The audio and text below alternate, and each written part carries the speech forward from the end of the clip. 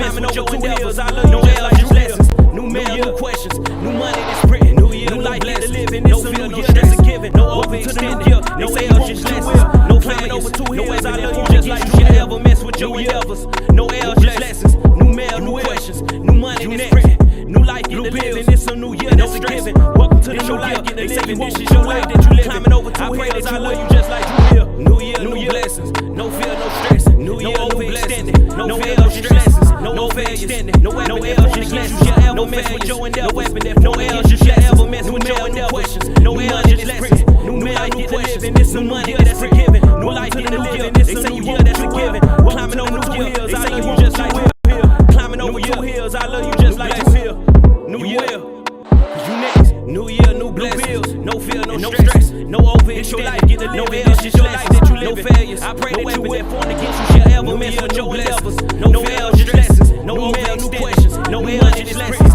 No failures. No weapon that formed against you shall ever mess with your endeavors. They say no L's, just lessons. Climbing over 2 hills. I love you just like this real. New life to live in. It's a new year that's a given. New year, new blessings. They say you won't stress. No climbing over 2 hills. I love you just like this real. No failures. No weapon that formed against you shall ever mess with your endeavors. No L's, just lessons. New mail, new questions. New money, no stress. New life to live in. It's a new year that's a given. Welcome to the new year that you say you won't, but you will. New climbing over 2 hills. I love you just like stress. No overextending. No L's, just lessons. No failures. No weapon that formed against you shall ever mess with your endeavors. No L's, just lessons. No failures. No weapon that formed against you shall ever mess with your endeavors.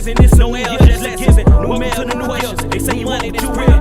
Climbing over 2 hills. I love you just like you given. Welcome to the new year. They say you won't, but you will. Climbing over 2 hills. I love you just like you will. New year bills. And no stress. New year, new blessings. Life get to live in. This is your life that you live in.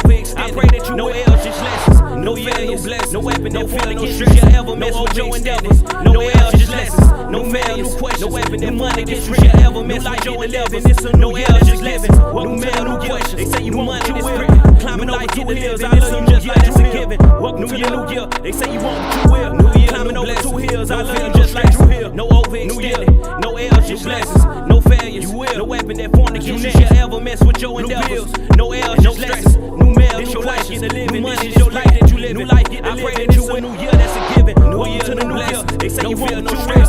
Climbing over 2 hills.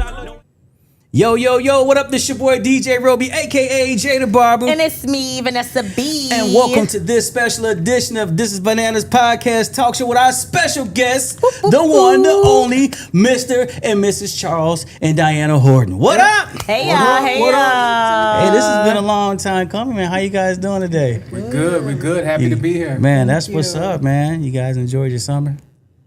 It's Because fast. summer is over already. It's done. Yeah, it's a wrap. It's done, man. It's a wrap for me once I go back to school. Yeah, you just once school started, it's really like, dang. He just started school back, which is cool, man. How long you been working at the school?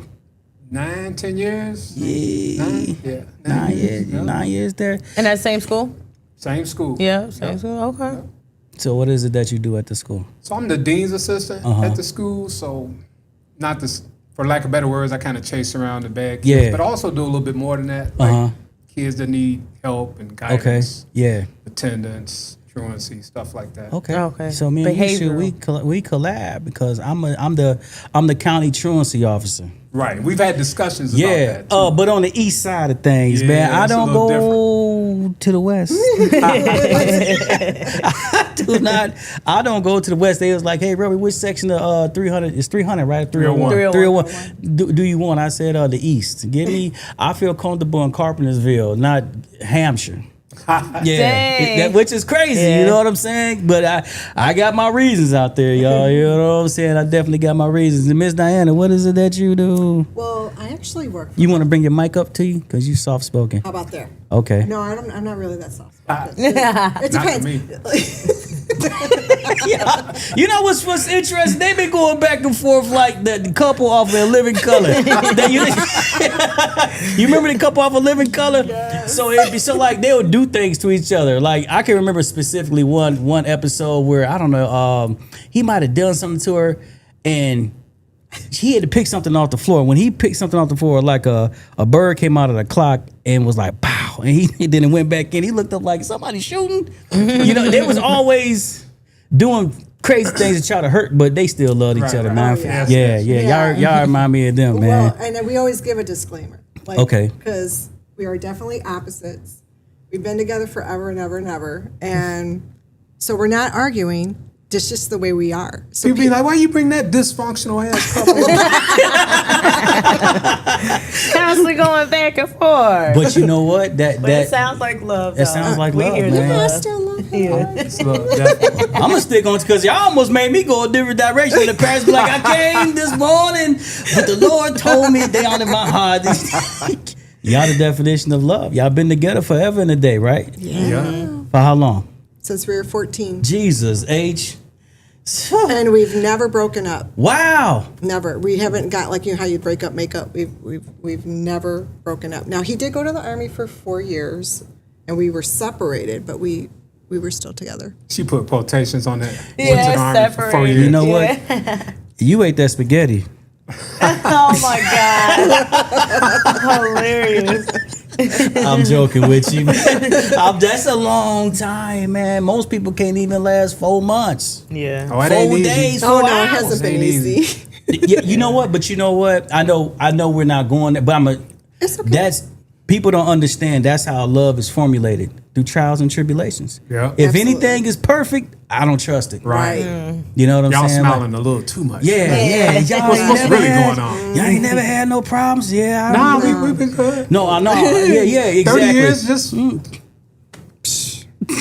Yeah, right. Yeah, absolutely not. All But that no, glory go to God. Y'all can teach a lot of people some things because folks don't know how to persevere through trials and tribulations. The minute something seems wrong, the minute something seems off, folks is like, man, I'm gone. It's like, dog, come on, man, you got to fight through this, for man. sure. You got to fight through it. Anything worth having is worth fighting for. Right. You know what I'm saying? Yeah. Especially this generation. Amen. Yeah. But shoot, my goodness gracious, y'all into sports? Football season popping No, up? not really. Nah. No. We like if Hold the on, wait a Bears are minute, winning, wait. I'm happy. But it ain't like I'm watching the game. Did you play ball? You a pretty. I was you, with you, her. You a pretty. You, I tell her that all the time. If it wasn't for her, I would have been in like a D1 college. man, I'm like, bro, you I got was some nice chasing her size, around. man. Oh, goodness. You got a pretty nice build, man. The last You know time what I I'm played saying? organized sports was eighth grade. Stop it. After that, it was just all So her. do you work out or something, bro? I used to work out a whole lot. Used to work out. I wouldn't tell if you still Yeah, didn't used work to. out. That I'm man got probably some about shoulders 30. on him. Yeah, I'm about 30 pounds lighter. Used to work Hey out. man, you in better shape than me, bro. And I'm proud. I know I'm younger than you. That's okay. You know what Still I'm saying? time, brother. Still Yeah, time. man. I gotta get like you and Ness, man. Discipline myself to Any get children? in. Three boys. Okay. boys. Ooh. Grandson. And are they in sports? They were. They were Yeah. Okay. coming up. Yeah, Yeah, we have adult children, so we Okay. have. we so- were them AAU traveling parents for basketball. okay. So you played sports through your kids. I wasn't that guy though. but I wasn't that guy. I know that guy. I Diana wasn't him. got quiet. Was you that mom, Diana? Was you? Oh, I was She that mom. Yeah, she was probably worse than me. Yeah, Really? I was that mom. You was like the crazy psycho football mom, Basketball. basketball mom. Yeah. But more on the motivation side, not on Okay. like cussing people outside. I would cuss somebody out If they had it coming. Yeah. Not just cuz. You know, I Yeah. always tell everybody, like, you know, because they mess up my name. When I met him, he's like, "Oh, what's your name?" Diana. Okay, Diane. And then That here, is not how it happened. Go ahead. so then I allowed him to call me Diane. So now, as I got, into my adult life, I'm like, no, my name is Diana. Right. Yeah. And I'll always say now, it's like Princess and Wonder Woman, depending on the day. Yeah. Right? So I'm a gem, like, seriously. So if I'm in the stands, depending on the day. Yeah. You know? I agree. But you know one thing with us black people, I'm that mom. we will butcher your name. We'll chop it up and make it our own.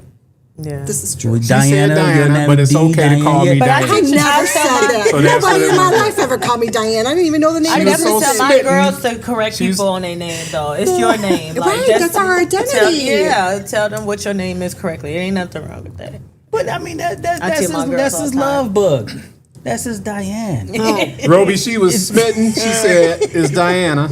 But you could call me No. Diane. Because I said Diane first. You love mom. Yeah, she's all The memory, smiling the and memory shook. goes, and this is 41 years ago.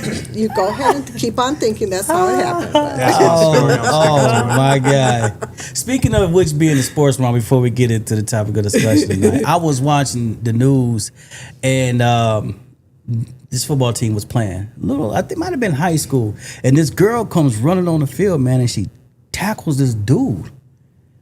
Pushes him down and everything. You saw that? Yes. And they had her on, I think it was like, what is it? What's the news? Come on, Dayline NBC. They was interviewing the girl, and she's like, well, the reason why I ran on the football field and pushed the dude down and got on top of him was because he was bullying my brother on the football field. football? Football.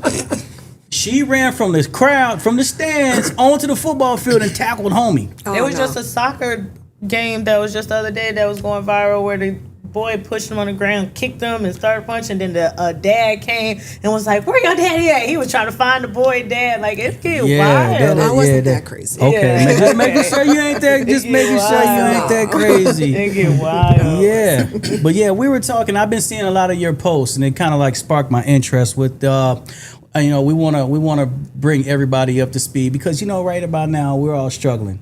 In some sense. They just raised the doggone, they're going to be raising the toll prices in January, $45. They're squeezing us. And then it's going to raise every 2 years. And they don't need anything to pass it. Too, though. I saw that the fee, like, remember it used to be like $20 per fee, and now they like lowered that. But now they're going to raise the toll price to try to make up for it, probably. Everything. And so here we are. We're trying to figure this thing out. And in my personal opinion, I'm just like, man, we are going to hell really, really, really fast. And so I reached out to you because I saw some of your posts and about, the housing market and whatnot. And I complain about it all the time. And I'm like, how do people manage? How are they making it? And you was like, well, I got budgeting strategies and tips. So I want to hear about these budgeting strategy tips because we all need it. Yeah, it is. It's insane. So back in 2022, well, we were in business. We probably taught half of Elgin how to drive, but we were in business for 20 years. Okay. Lost it due to COVID. And, at that point, our income, it was gone. And thankfully, I was a part-time secretary at CMS. Okay. Charles was at the dean's assistant, so we were doing both. So thankfully, we had that to fall back on. But I've always helped people. I mean, since in my teens, always helped people like get credit or whatever. And so at that point, I said, Charles, we got to move. We have to downsize because we lived in Providence. Yeah. And he's like, what? And I was like, that's the only way we're going to make it. Like so basically it's just like at that point, we were in it. And then like in 2022, I was like, you know what? I think I'm just going to start doing this and start helping people. And I do it more as, a ministry. I don't really charge. I mean, Charles was like, you need to charge. I'm like, I just can't. In my heart, it's like, how am I going to teach you how to budget? And then I'm asking you to pay me. You know what I'm saying? So, I see it that way, So, but really, in all honesty, like so many of my clients that I had back then are calling me back and like now and just saying, I need your help. And basically, it's just a matter of cutting. Looking at every dollar that you bring in has to have an assignment, and you have to pay attention to it. You have to say, okay, we bring in $5,000 a month.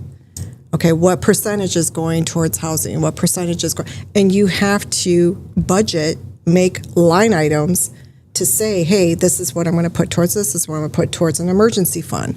Because right now, what's happening now, everything's financed. You go buy a washer and dryer, finance it. Yeah.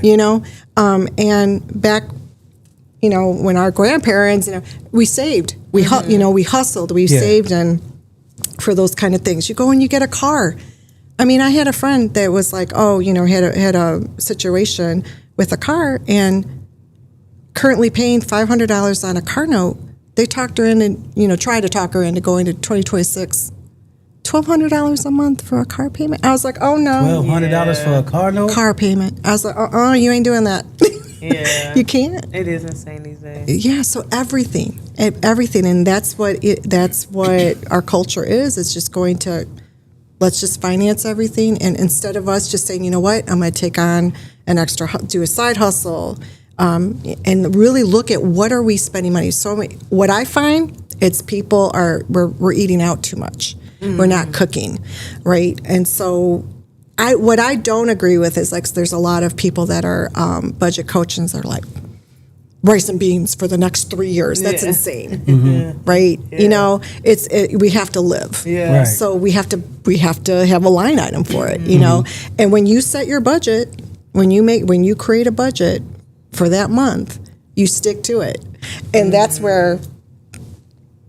That's where, as a married couple, it can be. So I used to spend quite a bit of money on music, be it downloads or buying records. Yeah. And then she's like, you know how much, and I knew, but I played dumb. She's like, you know how much you spending per month on music? I ain't gonna even say. And I was like, oh man. So I had to cut that out. Mm-hmm.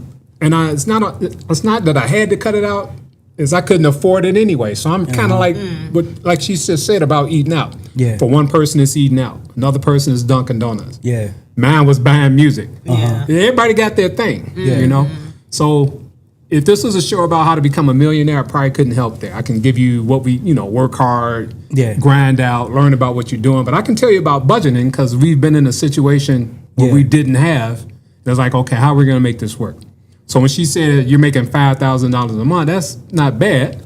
But what about the person that makes $2,000? Yeah. Or $1,500 a month? Yeah. How do they budget? You know, and it's kind of hard. I mean, I could tell somebody that goes out every Friday for steak. Yeah. All right, quit going out every Friday for steak. Right. But somebody that doesn't go out, they just want to have one cup of coffee a couple times a week. How do you tell them don't have that one cup of coffee? Yeah. You know, and that's where she comes in with the setup line items, set up budget. So yeah, that's the hard part because we are so used to some of the things that we want. You know what I mean? And I think that if you work hard, you should be able to play a little bit, right? Absolutely. You know what I'm saying? But I feel like we're in a situation now where you work hard and you can't play. right. And people are getting frustrated with this whole dynamic of every dollar that I have is being accounted for to somebody else. So now we have things that's coming along like Klarma, Affirm, the Afterpay. Yeah. These people are really booming because they're saying, well,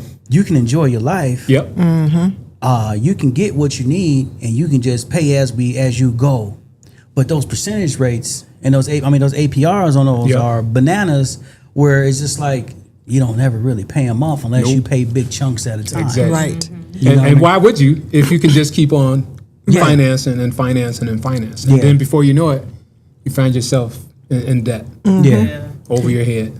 So you think that's the trick of the government? Like, what do you guys think? What's the reasoning behind why?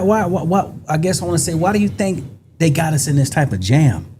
I don't think there's guys sitting in the room specifically plotting, saying, how do we break every single American? I don't think there's like a group sitting down. But I think there are people with a mindset of, I'm just trying to get richer.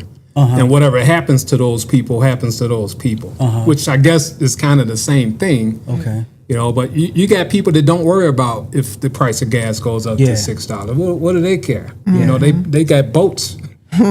or planes. So what do they care about $6 a gallon for gas compared to that same person can only get one cup of coffee a week, and now the gas then went up. Yeah. Or they got to travel to work to Chicago, and now the toll is about to go up $45. I mean, that's a huge. It's like $500 a year if you're driving back and forth. Yeah, that's crazy. So we gotta.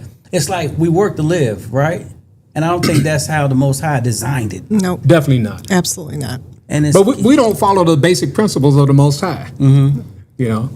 Yeah, that's crazy. So I'm kind of scared for the younger generation because, like, you know, when we were talking off camera, like, you know, the amount of units that's going up in my subdivision, they all starting at $700,000.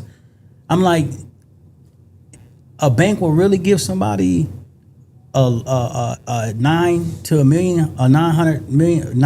$1 million home loan at a 6%, 7% interest rate, and you, Lord forbid, this kid don't went to college, Right. a kid or 2, 3, a job that's paying them $22 an hour. You I don't know. Look, how? I feel like I don't think 2008 will happen again. I mean, but I fear that it's close to that. You know, when we had that whole crashing, it was horrible, and we fell into that. Like, we had a home, and they gave us a loan just off our signature. Yeah. Didn't do any credit check, nothing. Really? Yeah, and so it was a home equity loan, right? So we took it out because we needed it for our business. Oh yeah, we can go ahead and give you this loan just off your signature. And it was adjustable. Adjustable. So of course, when the bubble busts. Yep. Yeah. So the So we interest had rates went up. at that time. So that was what in During the housing bubble. yeah. So it was like 2010. You know, at that point, our mortgage was $2,000, and then when we had it ended up being $5,200 because of a month because of the type of loan that was just off our signature. They had to take that house. Yeah, we ended up going. Yeah, and we just let it. We let it go. We let it. Yeah, it got foreclosed. And then by the time we that's bounced back, too. 10 years later, that's when COVID hit. came, and then we lost our business. Yeah. So that's what I'm saying. Her budgeting skills, for the most part, comes from having to budget. Like, okay, how are we going to figure this out? Yeah, you got to sit here and buckle down, and it's And good still that you got live. a partner that understands that assignment, because some people really struggle with that. It's like, hey, this is my money. I want to do what I want to do Right. with my money. I work hard for my money. You know what I'm And saying? trust me, we've been down that road where it's like, I mean, how we handle our finances now is totally different on how we had to go through all of that to get where we're at right now, because you know that's what they say. You know, you fight. They say marriage people, you fight your kids, money, sex, right? So we would fight over money, and I was just like, you know what? At this point, and this is where the line item comes in. I'm like, this is the Charles line item. Okay, this is what you're gonna get per month. It was And more of a serious. fight on how we were going to deal with it, not Yeah. fighting on a mine is yours. Right. Yeah. Like Yeah. me, I'm thinking, my mindset is every dollar that I get, pay a bill off. Her thing might be, okay, you got $1,000 extra.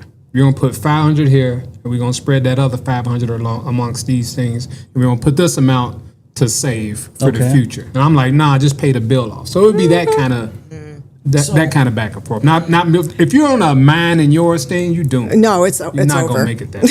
It's over. So, would you guys say that saving is a thing of the past now? I save every month. So how are you able to save? Because I know most people like, and this is where most people like, wait a minute, you can save money? Please tell us how to save money, because every bit of our money is going out. I be asking her how she saved. I'm like, how you saving when we have bills? Like, I'll save, and then it comes to a point where it's like right before payday, I'm like, well, I kind of need it a little bit. So it's But like, why do you need it? And do you really need it? And do you really need? So let me give you. So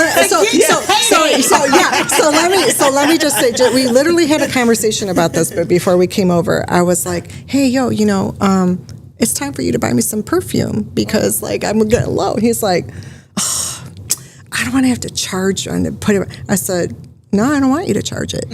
I want you to put it as part of your budget in September. It's getting low. I didn't say I was out. I'm smart enough to tell you that it's low, right? So it should be part of your September budget. Yeah, but Charles is still going through. He's still going through education through me because there's It's resistant. That's what it is. It's resistant. But I know she's right. Yeah. Most of the time. But she's also allows me enough grace to live, you know? Like, I like to go to Chicago sometime just for house music stuff. And it's going out is a thing, man. Going Like, outside costs so much the money. it costs gas, so much, yeah. and the gas ain't cheap. Then if you're going to somebody's house, you don't want to come empty-handed. Yeah. Or if you go there, you got to eat. Yeah. So just to go to Chicago, just to enjoy some music, I'm out $100-some just to go to the city. Yeah. You know. And if you do that 3-4 times a month, That's $400. So you break it down to maybe like once a month or once every other month? Right. Yes. So to answer your question, how do I save? I have a second job. Okay. So currently I work for Metro. I work downtown every day. I love it. I love my job. Okay. Because I've only been there. It's going to be 2 years. I mean, it really just goes back. I mean, I could literally talk about this all night, but I work at a driving school, and I choose when I work. Okay. So I can vary anywhere from 2 hours a week to 8 to 10 hours a week. Okay. And that money there is my savings.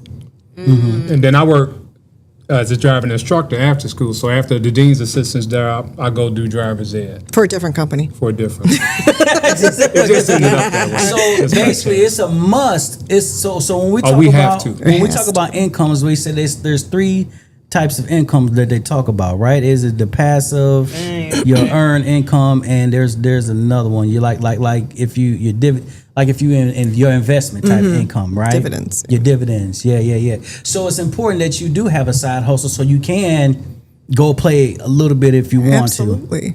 Absolutely. Yeah. Otherwise, because if you don't have, because you think about it, $100,000 a year now is equivalent to maybe somebody making what we thought was a lot of money. 100,000 is.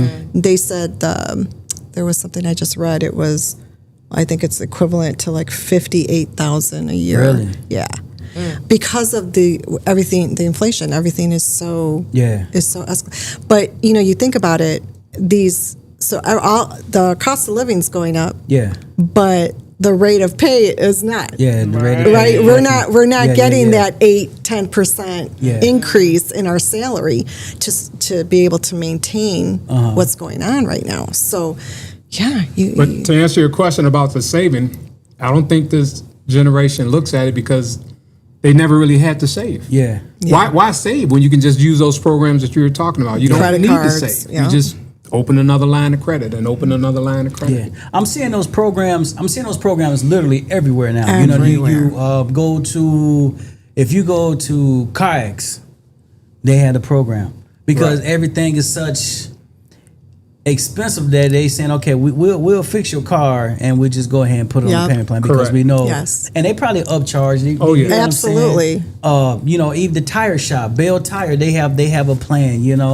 Even at the dentist. Yep. Yeah. All these different things, is insane. And like I said, the APR is just insane on them. You know what I mean? And I'm just sitting here wondering day in and day out, like, how is this next generation even going to survive? How is somebody's going to survive if they're 30 years old, want to buy a house? And these houses, you're not gonna find. Maybe I don't know if you go to Rockford, Freeport, or something like that. But anywhere in this vicinity, Chicagoland area, you're not gonna find a house, a single family home, probably under $500,000. Because the townhomes, newly built is going up for 4.5. You can find a home at. Typically, it's about $400,000, but that's in a home that's going to be late 80s, like it was built in late 80s. So you're actually buying. It's like buying a used car, right? So you don't know what problems it's going to come with, And so that's where. But you're paying $400,000 for a house that's 40 years old. But different. Are you familiar with the city of Elgin? Okay, so you're familiar, and Ness, you're familiar with the city of Elgin? You guys are from Elgin, correct? No, all right. I don't think so. What? So just for shits and giggles, I was on Zillow and I seen some houses on Wellington Street for damn near $400,000. Wow. Exactly. Yes. Wellington Street? Yes. Dang. Wait.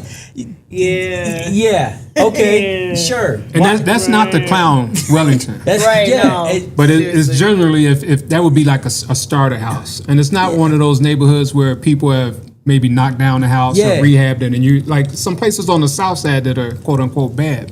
You'll get people that have rehabbed these houses and they're new, completely new inside and out. Yeah. Where you can almost justify, like, the neighborhood's kind of maybe so, but the house is this, and I know it's going to appreciate in value. But where you're talking about, that hasn't been done. Those houses these been the same houses in the same condition since the 80s. Yeah. So I'm just, and like we were talking about, we sitting up here paying premium price for a house, especially in these new subdivisions, and they're built at the low quality. Yep. If you want to upgrade your house, you gotta pay for that.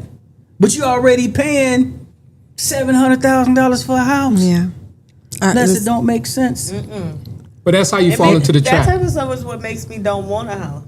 Yeah. I ain't gonna lie. I think about it a lot, and I'm like, yeah, I don't think I would. The younger generation. Also, because like when you say that everything falls on you, you got to fix something, and if I don't got the money for that, you SOL. like You now it's just better broke. call like, Tyrone. literally, I can't call a landlord. Like no. That was a client of Diana's issue.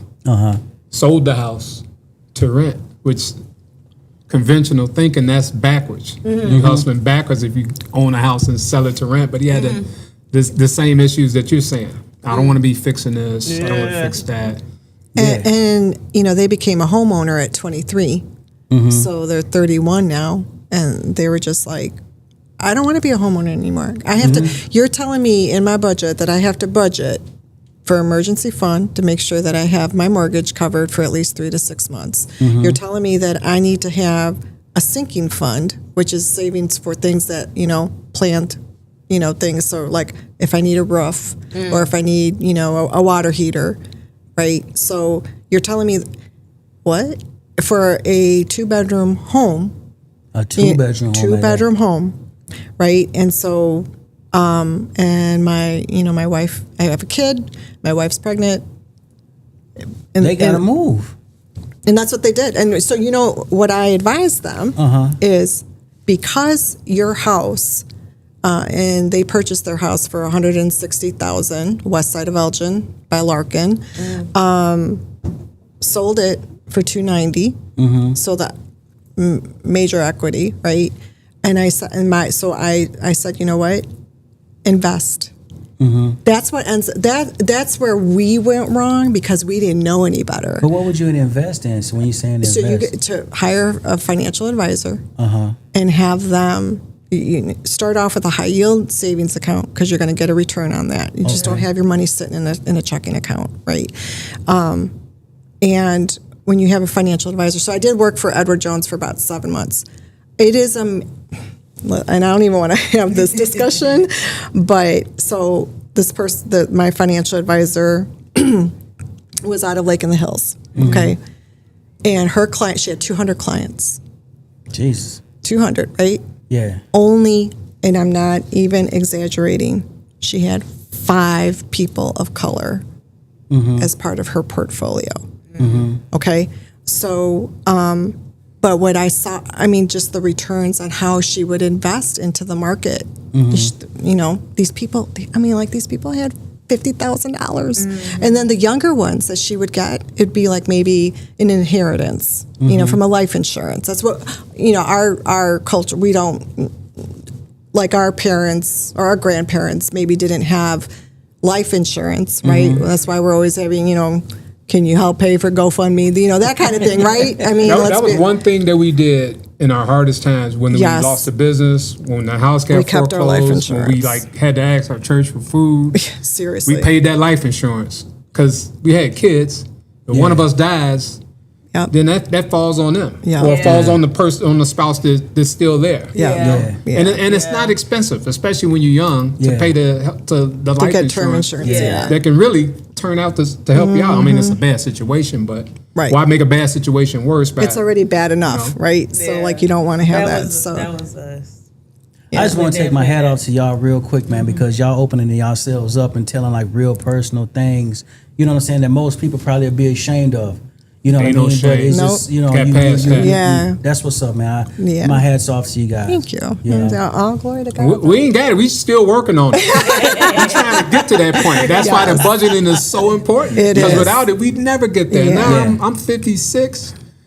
That's why I'm listening to her more, because I'm like, how many more years can I work? Right.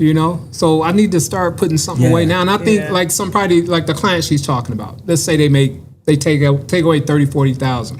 What's the average person going to do with 30, 40? You're going to buy a car, buy this. Really can't even buy a car with that. No, Yeah, you you're really right. You're can't. right. You You're really right. can't. Upgrade this, No. upgrade that. Right. Instead of taking that money and trying to have it work for them, especially since you're not kind of like what you're saying. How are these kids going to buy a house? How's that client in 5 years going to buy a house? And you're right. When they change their mind. I'm not gonna lie to you guys. I've been looking into, I've been looking lately, like, okay, the high yield, accounts and things like that. I just think in my mind, like, me investing money is like I might as well go to the casino though,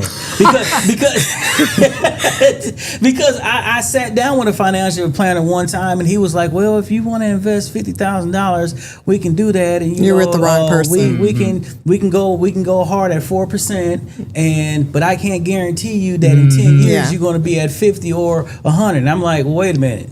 So you mean to tell me if I give you $50,000 that, and if I come back in, I don't know, 10 years, it might be 20? He was like, yeah. I'm like, well, you were with the wrong financial. My odds are better rolling the dice. I might as well roll the dice, man. Yeah. But just like anything else, if you go find a DJ, one DJ gonna say this for this price, and you might get that DJ. That is true. It's like shopping for anything else. You got to shop for a good financial advisor too, because they all ain't the same. That is true. So I think it's very important, that we get comfortable. But it's unfamiliar territory for me. Yes. You understand what I'm saying? So the for more people of color, to be yes, honest, it's unfamiliar territory. Yes. So it just didn't seem right. Like giving my money, not saying that I was going to give him $50,000, but I just took what I had. And I was like, okay, at the time, real estate was good, so let me invest in real estate, and that gave me back a better ROI than what the person was next to me talking. You know what I mean? So I was just like, And speaking in that too, it's like, so for this client, I'll just keep using this client as an example, because their parents were like, well, you have all this equity. And my question is, well, what are you going to do with the equity? And if you stay in this house, what are you doing with the equity? How is that going to benefit you, right? There's a trick to that, though. There's a trick to that. Tell me the trick. I ain't going to say the trick. It ain't as good as it sounds. It is, but it's not. Because what I've learned with equity is this. Hey, can I get equity out of my home? Sure. But what is your credit score? What is your debt to income? If those things aren't in line, you ain't getting no. Right. You ain't pulling no equity. But see, we think that if we have equity in this home, which is money sitting over here, we can't touch this money unless we're straight in society. But we're trying to get straight in society. If I get this home equity loan, I can get straight. Yeah. How? Because I just took out a little money to do what? To lower my DTI. But it's still It's still debt. It's still debt. But what a lot of people don't know is we have the FICO and you had the advantage.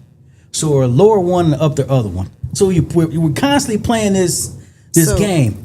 The key is to not have debt and not live off of credit, any kind of credit, any kind of debt. Really? That's the goal. So Cash is king. Yeah, true. Cash is king. So that's what I'm like. So when we had, when we lost the business, and again, our income or whatever, I had to go and grow up and say, what am I going to do for a living? That kind of thing. Because I had been in this for 20 years, right? Took on some jobs and stuff, and took on a job with U46. I'll be careful because I was what I have to say and whatever. But it wasn't enough to sustain the lifestyle that we had, right? 100%. In our days, right? And so we started living off of credit because we had to survive. So we ended up getting into debt. So now that I have this position and I'm like making a little bit more money, I tell Charles, I'm like, our goal is to get out of debt. Our goal is to save. So if we have a credit, let's just say a credit card of $10,000 credit limit.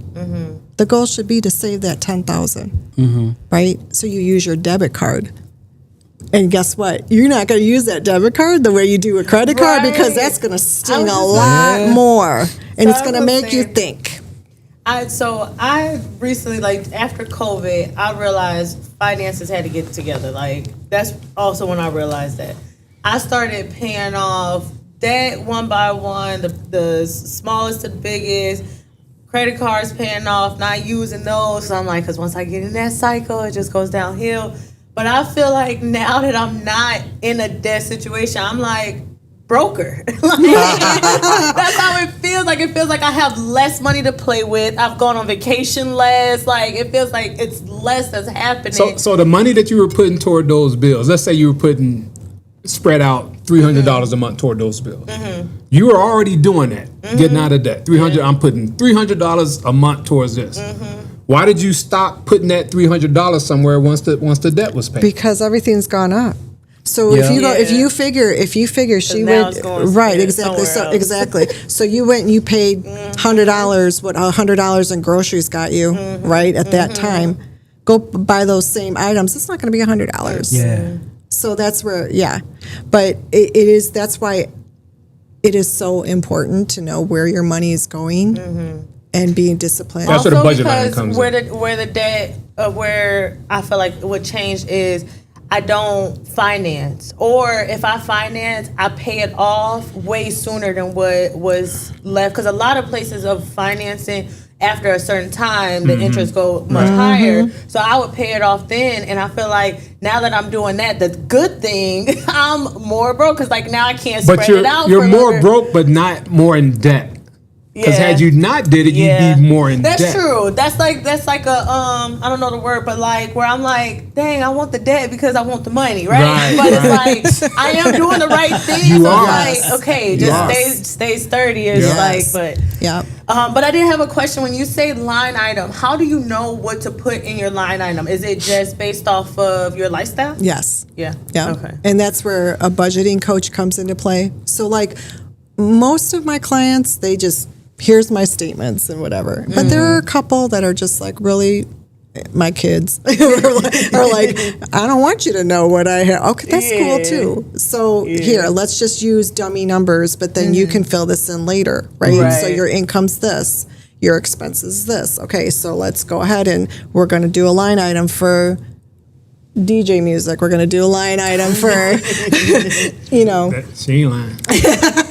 So you have to go in depth of that, of what you spend. So I'll give you a perfect example on how this comes about and how we bicker a little bit.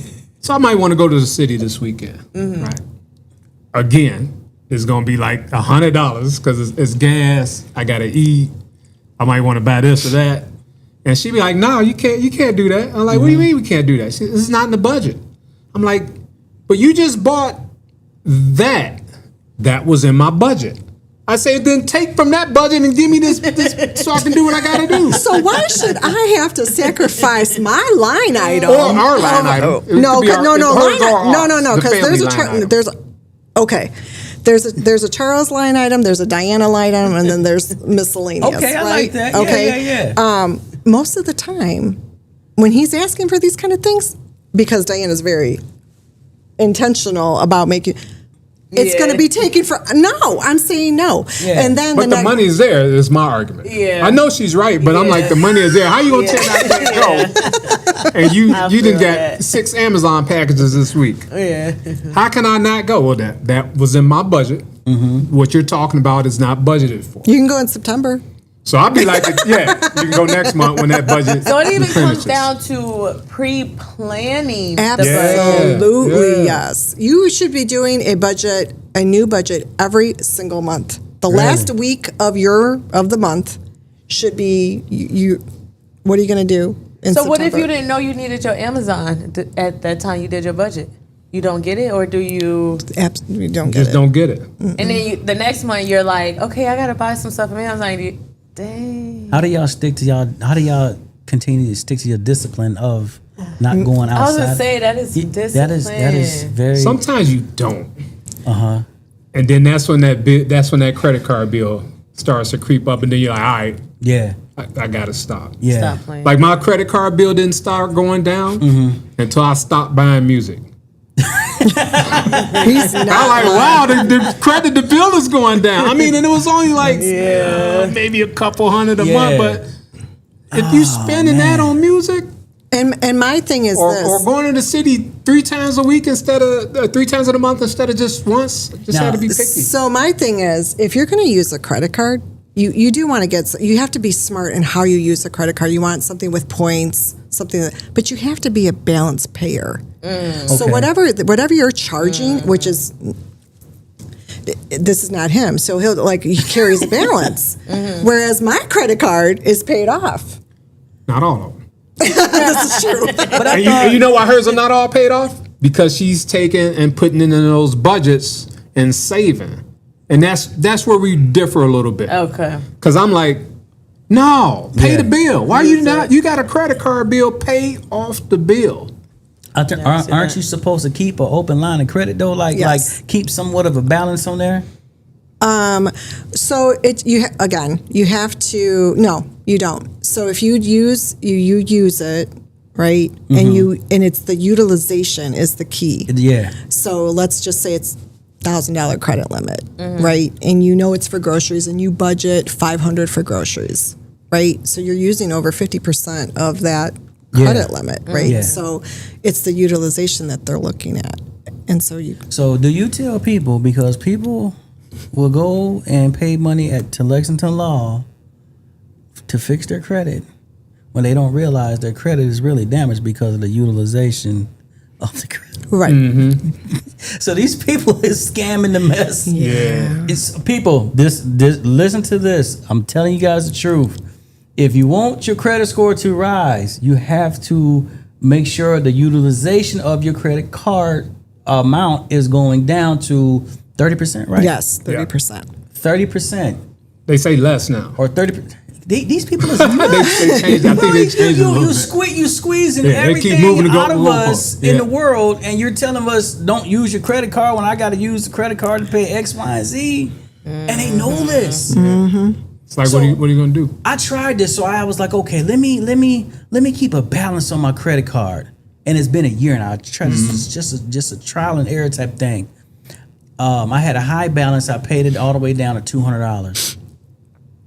Score dropped a year ago. Guess what my balance is? $200. Yeah, my balance is still $200. I'm like, wait a minute.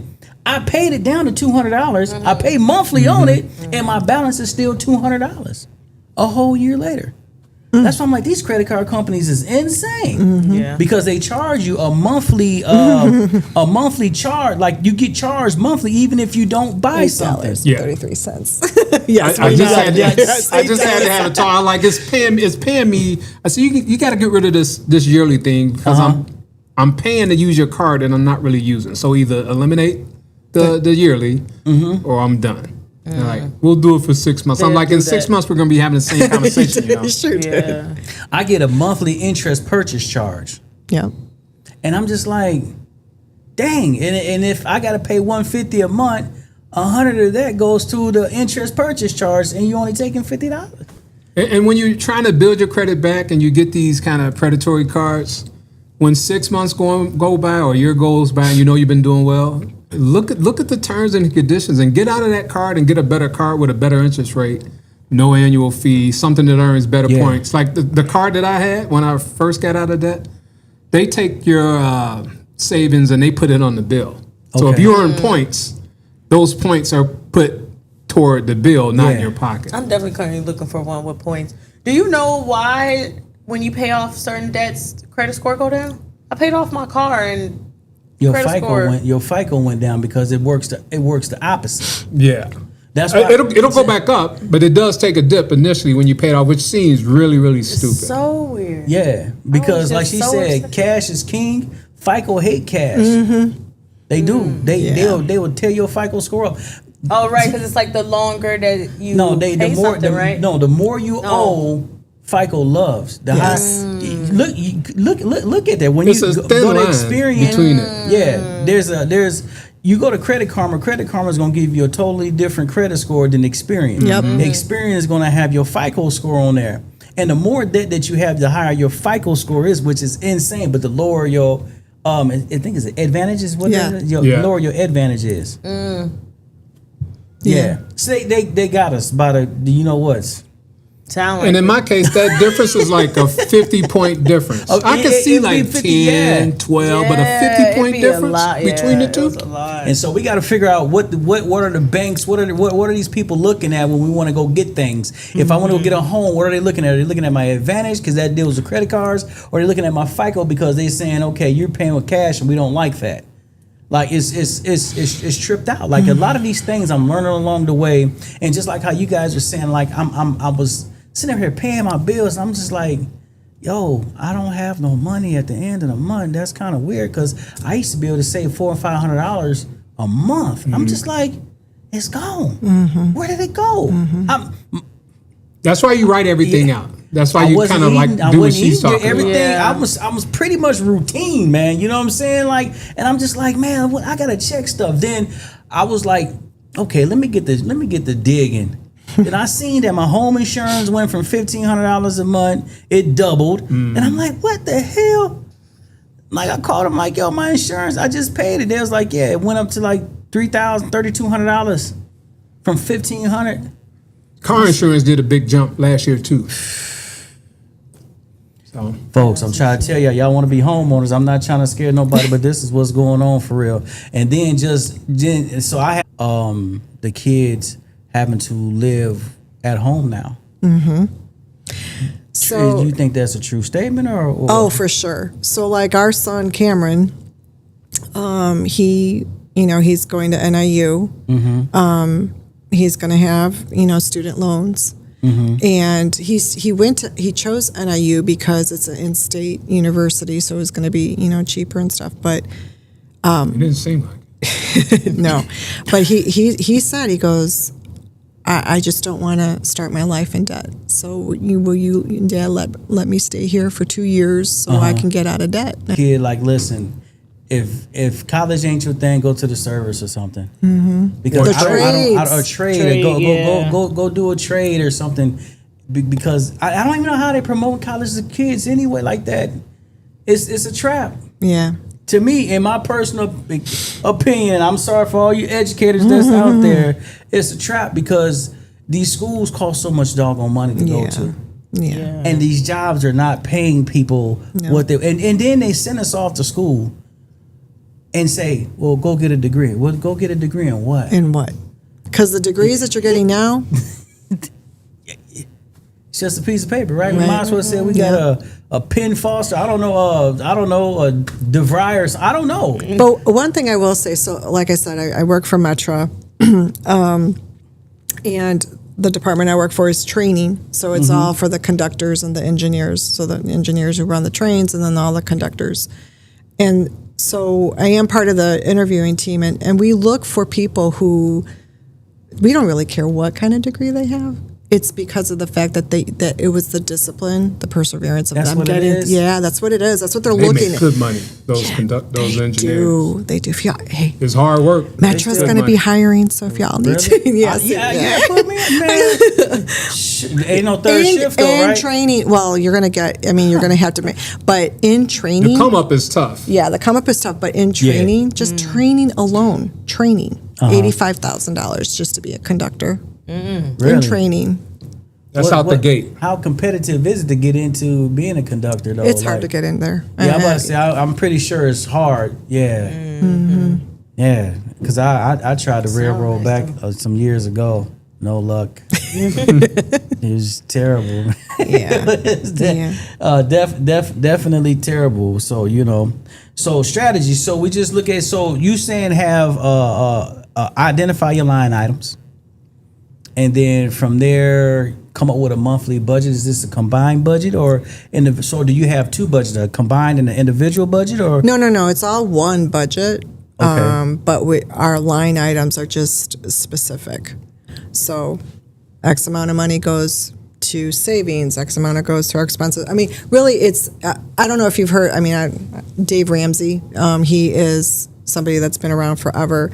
There are a lot of things I love about how he promotes budgeting, and there's some things that I don't really agree with. But he always says the four walls are what you need to make sure that you focus first. So it's your housing, your transportation, your utilities, and your food.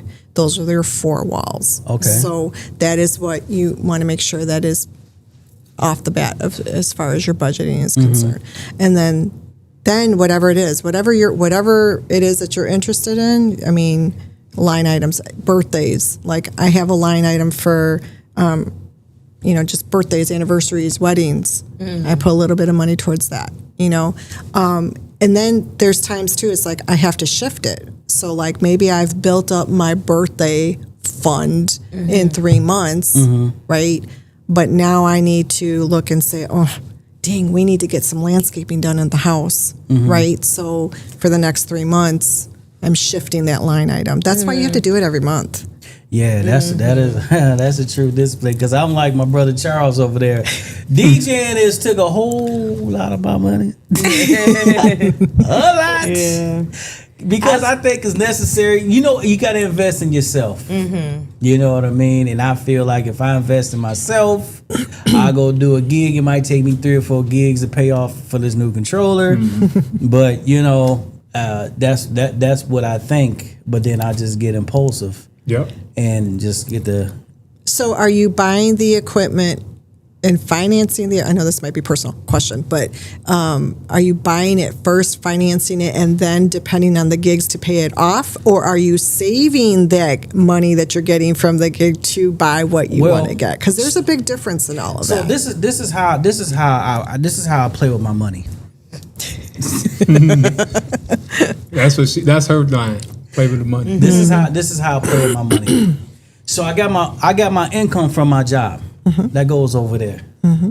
I don't see that. Then I cut hair. So then I got a pot over there for that. DJing. Sometimes I think I don't put the DJing money in the same haircut pot. That goes over there. And then my rental unit, I probably throw that in with the my job income. So depending on what it is, I barely touch the barbershop money. I probably touch that once a year. You know what I'm saying? And then the DJ money, whatever. Lately, I've been having to dig into that pot. So I try not to take all the monies and put them in the same pot. I kind of keep these pots separate. That's how I do it. That's how I play. That's how I do it. So there's dollars. I got dollars or whatever. There might be, Yeah, so, I do the same. Yeah. And it's very weird because I don't keep cash on me, but I really don't pay for a lot of things in cash. That makes sense. So it's like, I don't know, it's weird, So out of all those three pots, I'm getting this from her. Out of all those 3 pots, how much are you saving? How much are you putting for retirement? Probably the bar. On the side. Yeah, right. That's hypothetical. You don't have to answer. Well, that's how it should break down. But I have, I have a retirement plan, but because of how this economy is going, I might have to shift. You know what I'm saying? Because I looked at the rental property as part of the retirement plan. Yeah. Plus, us being with IMRF, after 10 years we're vested. And so I don't really need a lot. I don't really need a lot to live. I can survive off minimal. It's just me being impulsive as hell with the things that I do like, which is cars, rims, and DJ equipment. And that's just about as far as it goes. Eating out, too. Yeah. I guess. But if it's not taken away from one of those pots, then you can pretty much say you can afford it. I can afford it. I mean, if you're planning for it, I mean, that's what it is that, and that's why I say if you're paying attention to where each dollar is going, you want to plan for. That's like us planning for a vacation. I mean, like, it's insane to me and how people finance their vacations now, and it's like, no, that wouldn't even be a vacation to me. If I'd be on vacation the whole time, like, how am I paying for exactly. this? So you save up for it, how we did back in the day, and say, okay, we're gonna. But again, it's hard to save. It is for the average person. It's hard to save. Seriously. Because it costs so much just to ordinarily live. Absolutely. You know what I mean? Yeah, you just got to find ways to raise your income. I don't know. It just seemed like after COVID, it just got bananas. Yeah. Right? Yeah. That's what they blame it on is COVID. Because, and I'm like you, Charles. if I know I'm going on a vacation in December, I can save up $200 a month for the 6 months, have $1,200 to take on the trip, right? And it won't be nothing. Yeah. Versus not doing that. Then when I get there, I spend $1,200, and I'm like, damn. Yeah. So I think that's kind of like we got to get into that mind frame of planning for the future and just setting them couple bucks.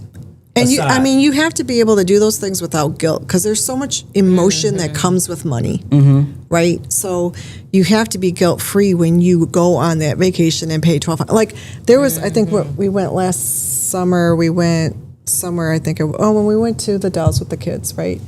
And he's like, "How you?" I was like, "Do not ask me how I'm paying. Listen. I have saved up for this. I've been working." We want to go out for lobster. We're going out for lobster because I had already planned, and guilt free. That's what's up. Guilt free. Well, me, I'd have been like, we should have stayed home. You should have paid that bill off. So you rather take you in that mind frame now, just paying off the man? Yeah, all the time. Oh, Charles, that's where people are struggling at right now. But I'm like, get out of debt, and we can do what we want to do. But I understand. But you know what though? To be honest, I understand both. I understand the both sides of it, because you've been in a situation where if something go wrong, you know how wrong this can go. You understand what I'm saying? Yes. So really, you playing defense. Correct. And I think a lot of us is really playing defense, man. And and it's hard. It's hard to get back on offense. Right. It's also hard to just do without for some people. Yeah. When it's so easily accessible to not. Yeah. You know, like you're talking about DJ equipment. I want that Alpha Theta rotary mixer so bad. And some CDJ 3000s. And she like, well, how much is it? I'm like, it's going to be like $8. She like, well, make a budget for it. That's the big boy, ain't it? Yeah. You said $800? $8 grand.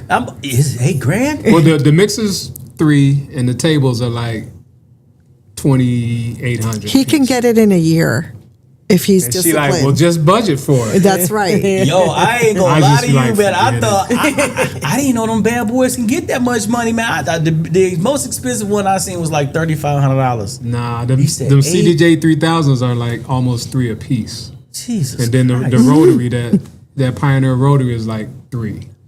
Yeah, so that's like almost $9 with tax.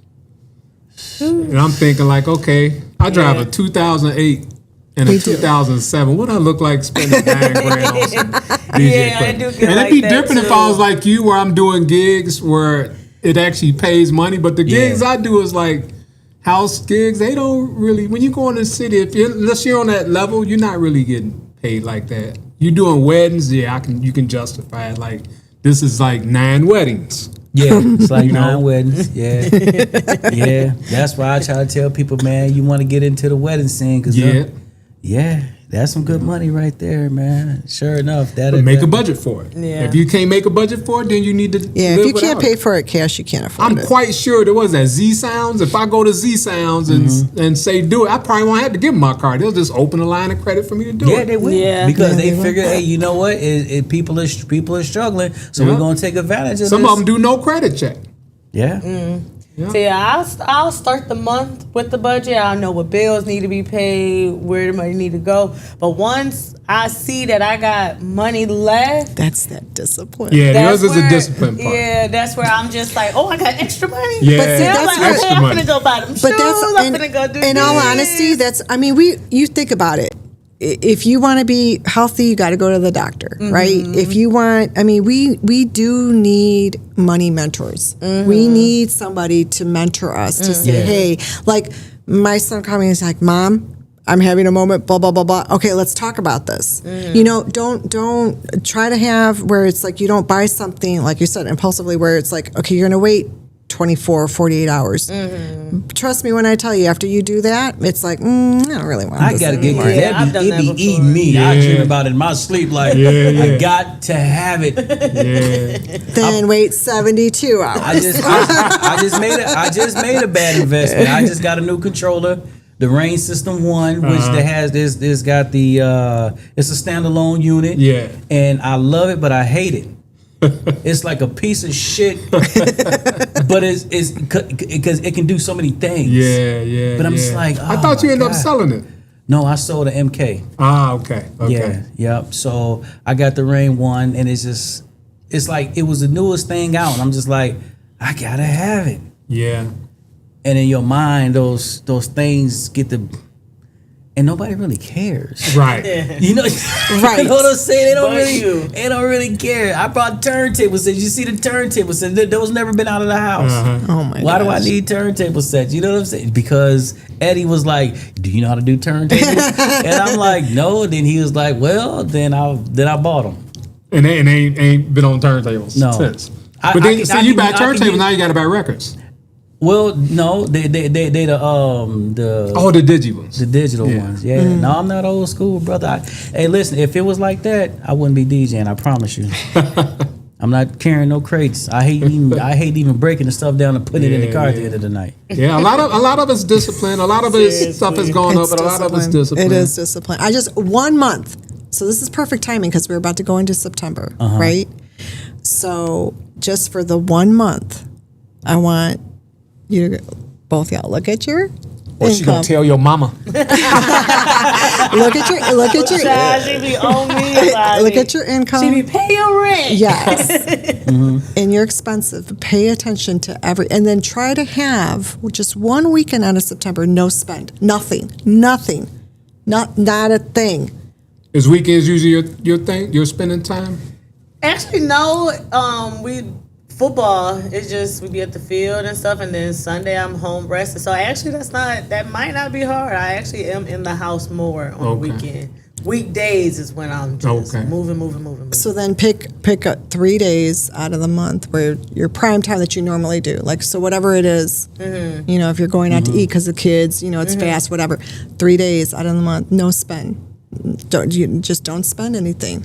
Do not use the card at all for anything because you have to plan. Spend nothing. Exactly. What would you really need in 3 days though? If you already bought groceries, what you really need? But if we're starting on a Friday, Friday night, I'll cook dinner for them. Saturday we at the field. Now we at the field all day. We got to buy something from the concession stands. No, you don't. No. That's part of it. No, exactly. Exactly. I've done Cooler. that. Just as of lately, it's just been more convenient. Just getting into that That's mindset. every week on the games, right? Every weekend, Right. All right. So how much you usually spend at the concessions on average? for the weekend for 2 kids, probably like $30. Right. Times 4. That's 120. Or you might say, it's only 120. No, 120. You know, but it adds up. Yeah. That's 120 a month. When you think about 120, if I think about going to the concessions just at one time, spending 120, that's a lot. Yeah. And then you just think about it. But too, it's like, when I say nothing, like not even gas, no, plan for it. Because if you're saying to yourself, let's just use the weekend as an example, right? Because that's when we spend our money, right? And I say, okay, you know what? Friday, Saturday, Sunday, we are not going to spend a dime. On Thursday, I'm going to go get my gas. On Thursday, I'm going to make sure I got my groceries, so we're not doing whatever it is that we, Charles, you She cannot. dead serious. I'll be like, okay, I'm going to Chicago. She's like, No, you're you not. ain't got no gas. I'm not kidding. Like, you really about to not let me go, and all I need is $30 to get to Chicago and back. Nah, that's not in the budget. Or I'll just say, no, it's not. We're not doing that this weekend. And We're sometimes not going I have to outside. give it some thought. It's just like, okay, it's just not gonna happen. Yeah, like a kid on punishment. Yup. Hilarious. No coffee. Like people, I'm a coffee drinker, so I love my daily coffee. Yeah. Okay, no Seven coffee. Brew a little cheaper. You can go to Mine's is food. Cause I work out of my car, and I'm just driving it, and I can see myself spending hundreds of dollars a month just on. So track how much you spend. Yeah. Like Yeah, for no. September, just track it. Like Right. today I probably spent $30 on food just today. So would you say $20 a day is your average? No, probably about 50, 60. Per day? Between so you get a morning and then probably afternoon. Yes. Yeah, man. Think about that. Do the math on that, Roby. Seriously. You right though, man. Hell, I need to stop. I know the feeling. I know the it's to just different degrees. Yeah. But it's the same stuff. Cause you get a lunch, right? You get a lunch. Your lunch is damn near $20. Yeah. Then you, I'm on my way home from the barbershop. I don't I want had to to eat track late. mine. I Pick used to up track it every day. Like, okay, every day what I spent, I used to write it, Yes, write it, yes. to see where it was going. Right. And then once I was seeing, I'm like, we gotta stop that. It's the awareness. Yeah, the more you just like this and the lack of awareness. It's like when she told, I knew how much I was spending on money, but when somebody pointed in your face, I knew how much I was spending on music. Y'all But when do she's not like, you wanna know. spending this amount on money. Share on the music amount, per Charles. month. Share the No, amount. we don't need to do that. So what's the alternative? So like, okay, for you, because you got an interesting, what we call it, a line. A line item. You got an interesting line item, but your line item is detrimental, To me, yeah. right? Yeah. So what's the alternative to your line item, which is music? Because I ain't gonna lie, brother. You play house music, and I don't know where you get this music from. Because I feel like Charles is a different. When you play your house music, man, is 180 from anybody that I play. So you get music. I don't know where you get your music from, but your music is not like theirs. So what is the alternative for you? Because you got a unique house music style. The only alternative was not buying. And But I then just you had want- to. but- I told her that, man. What- You go ahead and say it. What did you But say? what? But he won't be updated. Thank you, Roby. Somebody understands. Okay, no, let me tell you what my rebuttal is to that. Okay? You have. You gonna understand this too. That ain't Okay, gonna swing. you have so much music from all the years that you've purchased music. Nobody would know if it's new or She's saying go old dig in my own anywhere. crates. Yeah, go in your own It crates. is. Thank you. Yeah. No. So the way I get around it, unlike you, I got streaming services, bro, and I have to pay That's the a good one. $29 a month for the Tidal. I mean, for the Spotify and the Beat Source. Right. So now that's why I said, what's the alternative? Because I'm paying a monthly subscription, but I got access to everything. You know what I mean? How many subscriptions do you have? That's another thing too. So a lot of people. So you got 3 prescriptions at $30 a month. You all right? Gotta hate to hear the truth. So for me, going that route would be cheaper, but then I would sound like everybody else. So my thing was I just have to do without You know and what? buy less. I Just told the- this I didn't like counseling. This is what I feel like. This is what It is. I'm getting It like, is. no. I'm telling you. Just what was it? Last night or the night before? It was last night. I was like going through just another thing. Don't upgrade your phone. You don't need to upgrade to the best iPhone ever. Okay. Like come on. For what? Right. So anyway. Oh my goodness. Anyway, so right now my phone is running slow. Buy another one. That's great. My phone is running so slow because I'm running out of memory. So I'm going through my gallery and Yeah, I deleting hate things, that. right? So I'm coming upon this video when he was playing at the house and he's like, "Who's that?" I'm like, "You." And he's like, "I don't think yeah, guess when it was from? 2023. It sounds new, doesn't it, DJ Charles? You got one hell of a discipline. I tell you, so what is it that you like? That you gotta. Yeah, what is You got to have something. It was coffee. Coffee? It's still coffee. Every morning. It's No, coffee? it's still But- coffee. I thought you stopped doing it every morning though. No. We all have that thing, right? We all have that line But guess item. what? When my coffee budget, okay, let's say I budget for the month of August, X amount of money for my coffee. If I decide to go 2 cups a day and August 20th, I am done with that budget, I am waiting until September 1st to get coffee. I have to have that discipline. You ain't finding no loose change around the house. No, no, I ain't feeling like that. I will though. It's so funny you say that. I will. There was a coworker. She's like, "Oh, I don't like Dunkin' Donuts. I have this gift card." I'm like, "I'll take it." Like I was like fiending. I was like, "I'll take it." She's like, "Yeah, here, go ahead." I was like, "Thank you so much." That is hilarious. I'm not lying. I'm not lying. I bet. I'll take a picture of it and send it to y'all. And I'm like, I'm telling you. Yeah, Good ideas. We got to break habits from them line items, right? Yes. That's man, but it's very, very, very much so important to budget. It is. And to learn how to budget. So, where can people find you if they want more in-depth information about budgeting?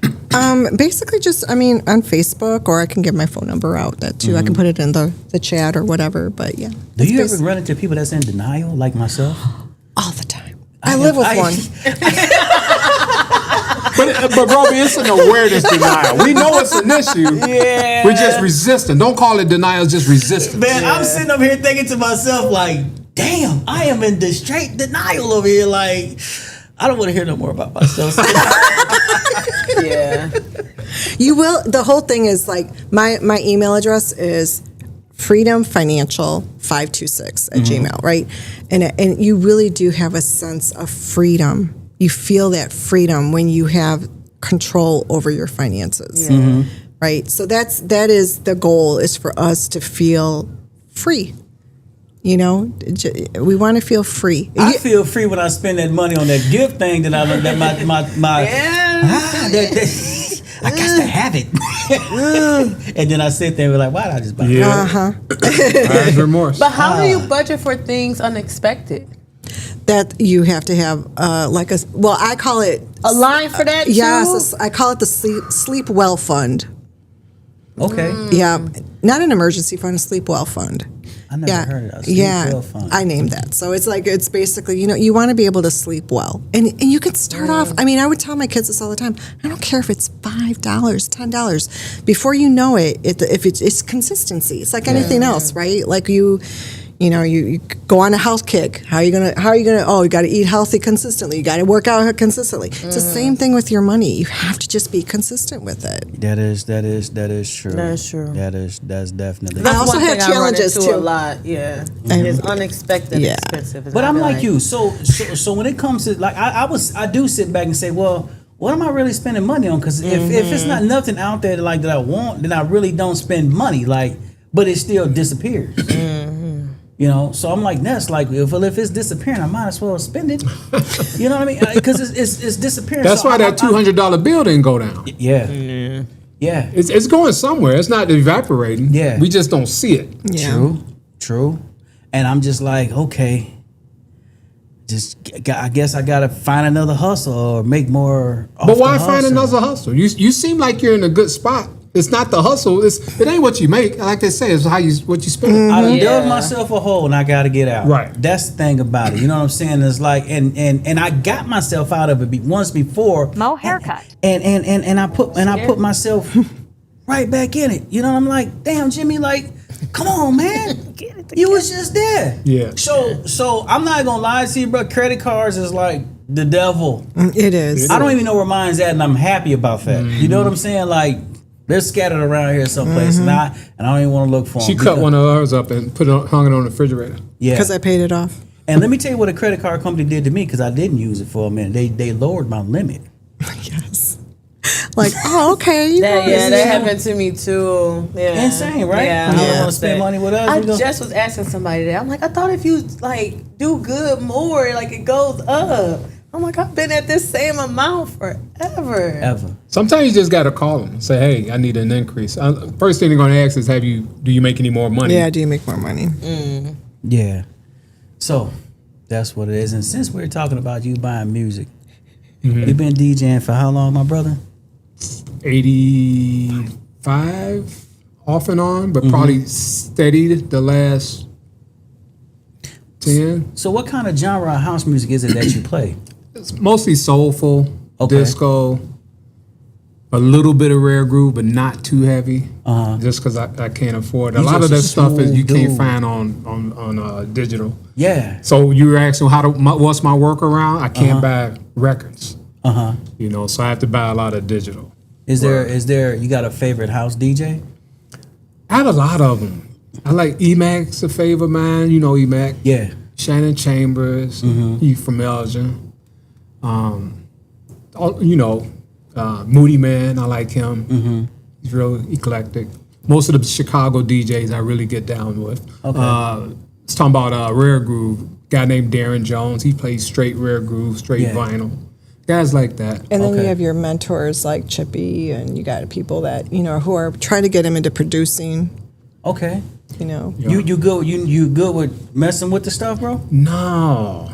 It's his ear. I got an ear for it. Yeah, people I have buddies that produce that'll be like, check this out for me, because I just have an ear for it, but the aptitude physically to do it, I just haven't taken the time to do it. And I got outlets where I can call people up and do it. It's just, it's time consuming. And I know me, I'll probably spend like 3 days on one beat and one snare. Somebody said, well, just use AI. Like, nah, I can't really do that. People use AI for Oh, yeah. They cheating. don't. Yeah. Oh, they cheating. You just go in there and prompt it. It'll make the house song for you, man. Dang. Wow, that's crazy. The better you are at using the AI, the easier it is. Yeah, I've heard that, like with the school thing. So what But was your... Oh, go ahead. No, if you still talking about music, Yeah. I was gonna change the subject. What was your biggest gig? Biggest thing I did. Probably, so the collective that I'm with is DV1, Divine One. They had a big presence. Yeah. They still have a big presence in Chicago. And there was a party that we did as an anniversary at the Lodge. The Lodge is run by Craig Loftus. So if you ever Google Craig Loftus, he's definitely a staple, classic OG. So it was nice to finally do something on a large sound system and on a nice OG rotary system. So probably that one. Now that we're talking about this, I think about I'm his biggest cheerleader. You witnessed that. Yeah, I sure did. That's what was going on that day. And so basically, like, I just think about when we would have conversations years ago when he was going back into it. I mean, because he's always been in it, but like really heavy heart going into it. He's like, man, I would love to just play on this, like in Chicago. I said, oh, it's going to happen. It's going to happen, And it was just like almost like a dream, like for him to play in Chicago for like the Chicago house people, right? And I just feel he's like underrated, but people are like, no, they know him. And it's like, it's not even really about that. It's just like, he's so different. And then, it's just, this guy from Elgin, basement DJ, and it's just I'm just like super, super proud of like where he started and like where he's at now. But I admittedly don't market myself much. I don't push myself much. Why not, man? I've noticed that. I don't really. I'm not that thirsty for that limelight. Like if I was just playing in my basement playing tunes, I'm cool just playing tunes. Gotcha. I'm not really about. If I got to do this and do that and jump that kind of hoop, just to play next to somebody, it's like, nah, I'm cool. I'm more about just playing the music. So it's always a dream. I'm always happy when on the few times a year that I do get to play out. But if I don't get to, I don't get to. Like I do my streaming show on Fridays, every other Friday. So is Divine One like kind of like how Chosen Few is, or on a much smaller scale? On a more smaller scale? Much smaller scale. Yeah. No, I like I said before, man, I like your style, man. I think it's pretty interesting because everybody comes with house music. Right. You know what I'm saying? House music is a Chicago thing. You know what I mean? And you came with a style. I remember seeing you playing at the park and you came with a style. No, before the park, we was at Love on the Lawn. Yeah. Yeah. And you came with a style and it was like, okay, this is some different percussions. Right. Totally different sound from what everybody else but had. Not many people want to hear that. So that's another reason I don't push, because a lot of these places, even in the city that you go to, especially the South Side, and no hate on the South Side because I'm originally from the South Side, but they want to hear a particular type of house. Yeah. And I don't want to play that. Gotcha. So and then that's what I argue with him about that too. Yeah, she argued with that like, okay, you're going to play and they want to hear this. You can't be kind of like Billy Wells in Purple Rain. Yeah. Don't nobody want to hear your shit but you. When you told them to quit playing that music. So, and it's not like it's way deep, but just Chicago is like a more of a classic town. Yeah. Or they like a particular set of music, and then once people gravitate towards those few songs, that's what you're gonna hear. And I try not to be that guy. Was you intimidated when you? Did you almost feel intimidated when you played in Chicago? Like not intimidated, but like a lot of pressure. Yeah. Not so much intimidation, like such and such is better than me, but like sometimes I overthink. Like, do I want to cater to the crowd? Because if you're the DJ, your job is to rock the party. Yeah, is to keep the floor full. And sometimes I'd be like, F the floor, man. Really? You about to learn today. You just take everybody for your ride, huh? Yeah. And now if I'm at a wedding and you paying me, then I'm gonna do what you paid me to do a job, and that's what I'm gonna do. Without a doubt. I can contest to that, man, because I had experience in Chicago, and I had to call up one of my buddies, DJ Ty Scones, was like, hey man, how do you prepare for this? Because I wasn't ready for what Chicago had to offer. Like I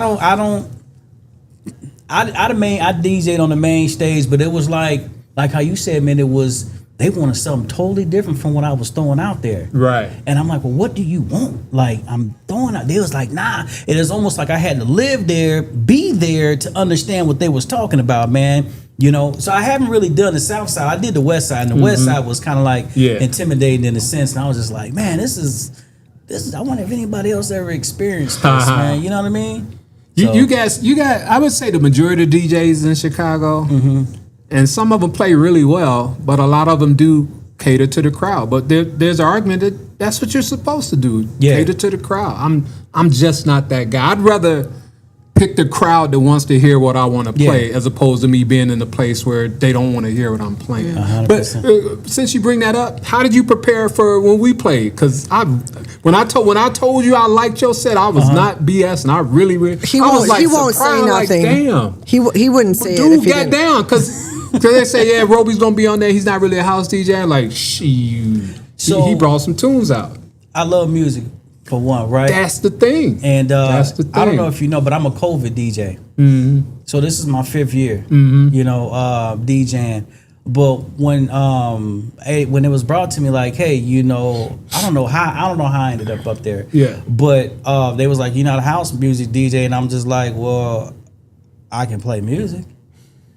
I love music. So okay, cool. But I got something that y'all don't like listening to, or y'all haven't listened to. And this was the kind of like the beginning of I'm a Piano. Yeah. And Afro beats. Yeah. So I played I'm a Piano, which is sort of similar to Afro house. Yeah.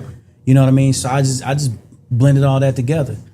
Well, it worked. Yeah, so I was like, okay. Because you could have went just a regular old classic route. Yeah. And they probably would have been cheering. Yeah, so and then what I did, I like that. But that's me. Like you say, I love music. Yeah, I just sped it up because you can manipulate the music. You know what I'm saying? Sped it up. You know, I do Kinseys, man, and the people last Kinsey I did, bro was like, hey, bro, where you from?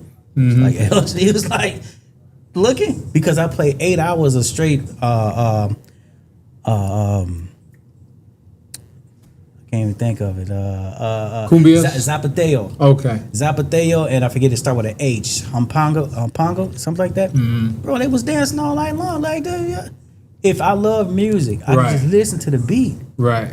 Yeah, I don't know what they saying. If they cussing or talking about killing somebody, y'all gonna tell me like, hey, that's not a good one. I just put on another one, man. Right. BPM. I think that's the thing with me. Is I love music so much that if I go and I want to play. If I want to play something that's this rare disco, I want to be able to play it. And in that same set, I want to play an old classic edit. And then in that same set, I want to play something soulful. Yeah. I like to kind of go all over the place. And a lot of places in Chicago, particularly on the South Side, they want their dish served a certain way. That's crazy, man. But I get it. I get it too. I was on Facebook today and I seen this little, these kids, because I DJ at the juvenile. I teach them how to DJ at the juvenile justice center. That's dope. And a few years back, I remember the kids was trying to bust in the class to get in, and then the warden was like, "I got to come over and see what," because everybody's talking about your class. Yeah. And it took that reel took me back, because all the kids kept saying was, That's my favorite class. Wow. Yeah, but it is because music sets your soul free. Yes, you know it what Yes, I'm it saying? does. And it set them free. And although they in detention, when they sit back, and sometimes I tell them, if you just want to sit back and listen to the music that's on, just sit back and listen. And they'll sit back and they listen. They just be like, thank you. And that for that moment, that 45 minutes, they're free. Yeah. Yeah. And that's what music is. Music sets the soul free. Right. Yeah. And that's what I like about. That's what I like about DJing is being able to. It makes me feel like I played football again. Because when I was playing football, everybody was like, "Roby, what you gonna do tonight? You have a good game?" And when I DJ, I ain't gonna lie. Every time I DJ, bro, I get nervous initially. Yeah. Any I think DJ out I there think who that's say a you good don't get thing. nervous initially is a damn lie, bro. Because Right. I get nervous like, But nervousness works two ways. It can either work for you or against you. yeah. Then I drop it, boom, and then we on from there. Right. You know? Right. But how you saying about how it feeds the soul? So if we DJ and we love the music because it feeds the soul, then I can't play music that doesn't feed my soul. 100%. And some of the stuff that people want me to play doesn't feed my soul, so I'm just not gonna play it. Yeah, like Sexy Red. Yeah. That's like for me, like, yeah, no, it's not right now. Like, And house and right now. rare and disco feeds my soul more than a lot of people average. love disco. Yeah. And I'll throw some disco in there, you know, because I like playing with crowds that's like my age and up, because we can go all the way back to like the 70s and bring it up. You know what I'm saying? So I like to go back with this younger generation, man. It's very, very, very complicated to DJ. Yeah, I don't even want none of that. It doesn't feed my soul. You know, it pays well, but it doesn't feed my soul. And that's another thing too. Yeah. No. Also, just pretty much the weddings and quinces. Man, give me the weddings and the quinces, man. Leave the club stuff for whoever want to do that, man. You go get that 150. I'm finna get this 1500. Right. I be talking to brother Ed, and he be like, man, I like, nah, you don't want to come out here where I'm at, man. Go on and do them gigs you doing, man. Man, they paying money, especially because he kind of likes that music anyway, so it's easier I tell for folks him. like this, bro. And I know Vanessa got the next little Vanessa V segment. I had a question before that. Hold on. Yeah. And I tell people all the time, y'all will spend 4 hours in the club and they'll give you $200 at the end of the night. Yeah. I go spend 4 hours at a wedding and I got $1,500 to $2,000. Right. Where you think I'm gonna be at? It's a no-brainer. And I ain't got to It's worry a about a fight no-brainer. breaking out. None of that. It's a no-brainer. It's a no-brainer. Give me the weddings. and them, you don't DJ at the school for the proms or nothing like that? Yeah, no, man. Bro, them like $4,500. And I probably could have like definitely got on You're that in there. and just bought. And if I had to buy more equipment, which I would have had to, that's an easy payoff. You know, but it's like I'm gonna be sitting there playing. I don't even like. I can't say that. I don't want to see these kids no more. After I love them, but I don't want to see you no more, man. without And then doubt. I got to play this music that I don't even want to listen to. I mean, the money's great, but I figure like after the money, then what? I feel dirty. And my, Like I sold out. my moral compass is turned off by then, bro. That's hilarious. Absolutely. All right, that's my bad. Go ahead, Very baby. good. I just, no, we don't have much time, but I wanted to talk about kids. That's my favorite part. Do you blame the parents? Yeah. It's always the parents. Yeah, now, at a right. certain point, your kids got to, once they recognize, okay, you old enough to know better. But initially, these are parent issues. I remember y'all had a show about that. Yes. And I wasn't able to watch the whole thing, but y'all was on point. Yeah, it's the parents. Yes. Yeah. Okay. It's the parents. Want to make sure we all agree. And on those regular conflicts, it's the phone. So most of the time when I'm dealing with a conflict in a school, that the phone comes into it some way, somehow. Yeah. Be it a Snapchat that somebody sent or something. And then when Everything it on gets the to the internet parent, now. it gets dirty. It's usually the parent coddling the kid. The great majority of the time. I know one time there was I'll go to my phone, my son's phone faithfully. So I'm going through his phone and I'm looking at videos of kids fighting in the bathroom. Yeah. So I'm like, they're tearing each other up. Yeah. I call the school. I'm like, why and how is this happening? Because it looks like several different days. Nobody is walking in while this is happening. It's like 8 boys in here. Something bad can actually really happen in here. So I was high. But the phone, like, I agree. Did they address your concerns? Actually, I didn't follow up.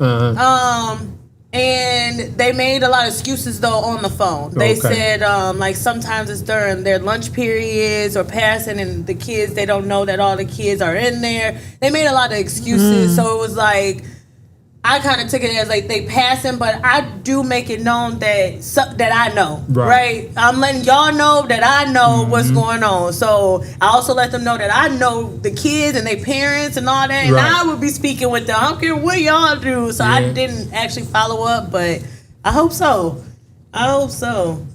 But yeah, I agree. I have a saying where it's like I don't really truly feel there's no bad kids, it's bad parents. It comes to the bad parenting. And even like when they get older, I feel like they do know right from wrong, but they do still pick up habits, right? They have bad habits of like bad attitude, no discipline and stuff, because at home mom is letting those type of things slide. And it's really, really tough these days. Like I've had this conversation with my youngest son about, he's talking about kids and influence. I'm like, there were always quote unquote bad kids. But the parents still had the primary influence over the kid. Now, it seems like no matter how hard you try to parent, there's so many outside forces pressed against your kid that has a stronger influence. You know, so you can send them down the right path, and the outside influence just overwhelms that path that they're on, and they can make one bad decision and it's a wrap, especially if you're black. Because young black males don't bounce back like a young white male getting into trouble. That's just a fact. How do you deal with that conflict of being kind of like that middle person of home and what they deal with at school? How do you deal with that type of conflict? I had to kind of cut my old school ways of thinking out, because a lot of times I'll just shut the F up and man up. But I understand that, I don't know what these kids are dealing with. So sometimes I just talk to them like a person. Like, hey, I don't know what's going on. Maybe you had a bad morning.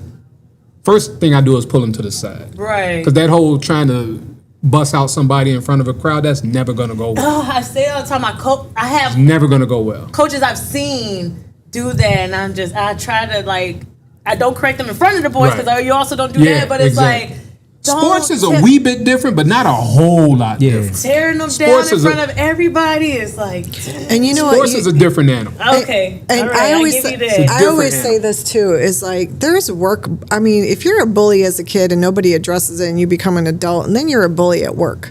Yeah. You know what I'm saying? And so it's like, so when I see these, I'm just like, oh, you must have been a bully at work as a kid. Because, and so. Or bullied. That too. Yeah, that too. Yeah. Yeah, and so, it's crazy. I mean, and it all starts at home. That's for sure. I wanted you to finish your thought. I'm sorry. You said you usually pull them to the side. I pull them to the side to say, hey, let me know what's going on. Talk to me as a person. I say, you don't talk to me, I can't help you. Now, once they get disrespectful, I just say, hey, I'm not about to argue with a child. I'm trying to talk to you like a man. Me and you can straighten this out right here. If you don't want to do that, then you can go talk to somebody else. And I'm telling you now, they're gonna handle it a little bit different. What you want to do? Most of the time, they'll take a breath, calm down, and we'll work through it. And then it's a wrap. Yeah. So I had the opportunity to be a dean's assistant at Elgin High at first. Now I was thinking like, do I really want to be working that hard? Because I know me, I will. I can't. I don't want to incriminate myself. Take you through that. Yeah. So now it's like my kids went to Central, and there wasn't a lot of black faces at all there. So let me be at that school so I can be that advocate for kids that are like there thinking I have no one to go to. Yeah. But like I was telling you earlier, sometimes I still feel that there's a disconnect. With my own people. But I think that's just a generational thing. I still try to reach out, which is hard because I'm kind of introverted myself, believe it or not. So, but I try to make it work. Yeah. But for real, when your kid comes, have them seek me out. I'd be more than happy. I definitely will. Without a doubt. Well, we're about to enter the Vanessa B segment. Oh, I yeah. do not know what she got for you.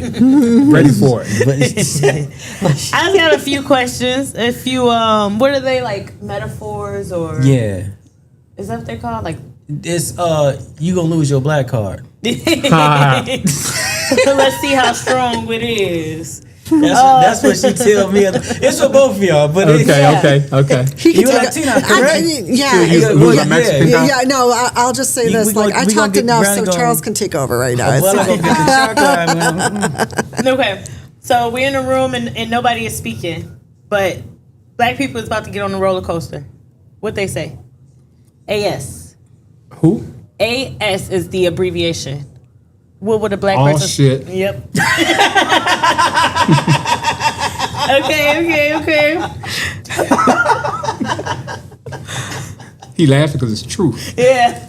And because you got it quicker than him. That's why. Okay. White person. Yes, officer, I saw everything. A black person would say IASN. See shit. Okay. You getting it. We should time these now because you might be taking a little long. Okay. Black people when they misplace something. You want me to say the letters to you or you want to see them? Where the F is mine? No. IKMSA. I'm going to let you see it. I know. Nah, you got me on that one. I know my shit. You own ain't it? just come up missing out of nowhere. Yeah. Oh, wait. No, the last part was I know my shit ain't just get up and walk away. Okay. I think those are interchangeable. Yeah, you're right. Oh my God. Okay, one more. No, I got two more. I hope the Okay. kids are watching. White folks, I hope he doesn't. Black folks, IWANW. You already. I want to answer that one. I wish Negro would. Yeah. Say it again. I wish it would. Okay, another one. When black folks play Uno, the first question they ask. You don't play Uno, so I don't know. You if know you're- that one? No. I'm just saying. You know that one, Roby? You said when When black people play Uno, what's the first question they ask? What's the letter thingy on that? HWP. It should be how we playing. Oh, You know, it's so many rules to Uno. Now, if so you said gotta- spade, no, okay. Okay. I'm gonna take your black card because the question should have been if we about to play spades. Oh. What's the first thing black people say? Uno's white. Oh. You play Uno. No, I play Uno. Okay, one more. White folks. Don't say that. Black folks. STSA. say it again. Yep. Oh, he got me on Say that that one. shit again. Yeah. Uh-huh. Say it. What?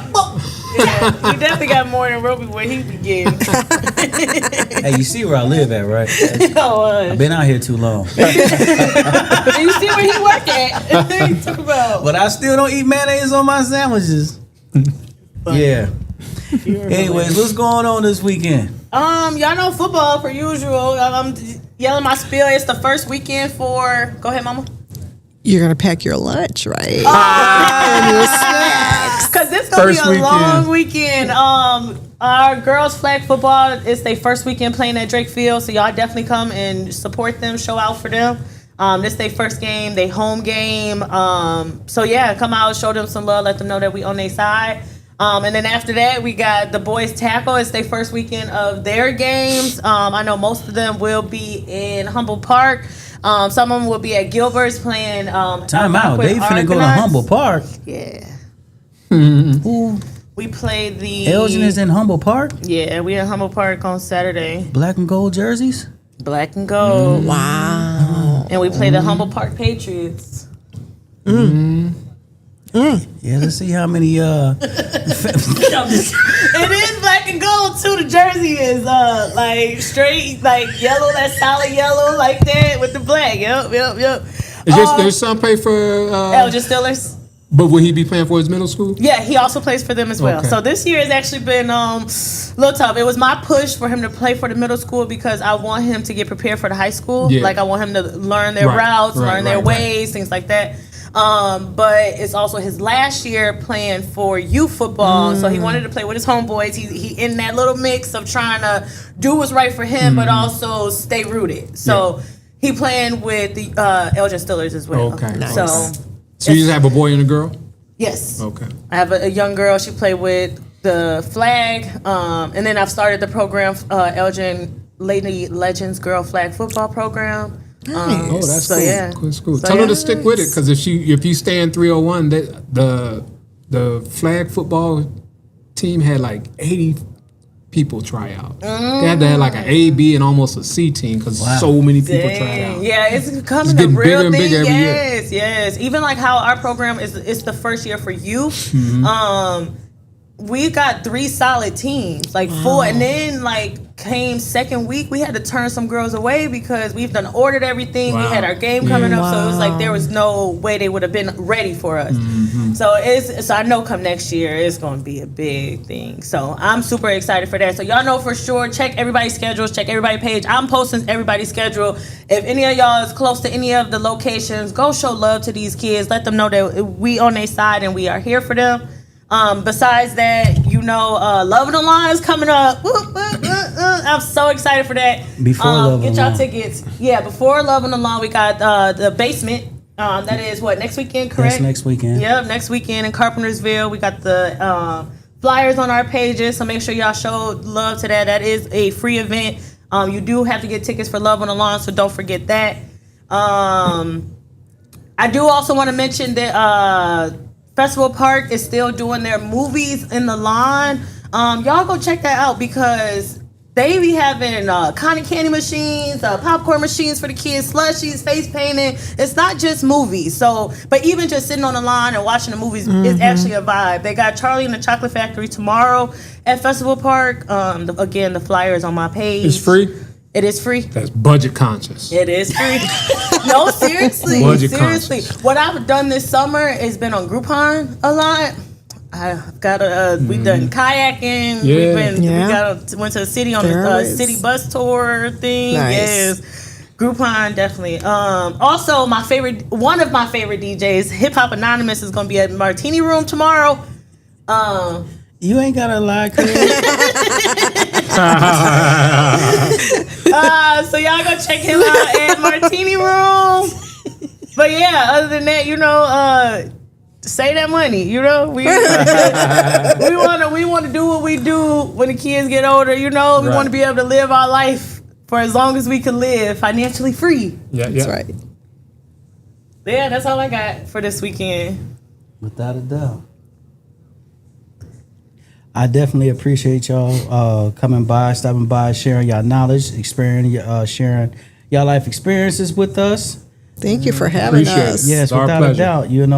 A lot of people, don't, they get a little nervous when they come up, but you guys, opened yourselves up. Yeah, appreciate you being vulnerable because it definitely taught me a lot. Yeah, appreciate Definitely it. Go Thank right you. home to the books. Now she'll follow up with I will follow up. Roby, I'm telling you, she'll be hitting both y'all up. How that budget coming? I need a vacation and feel like just funds has just been like just so tight. September's about to start that vacation I line. am. I actually am.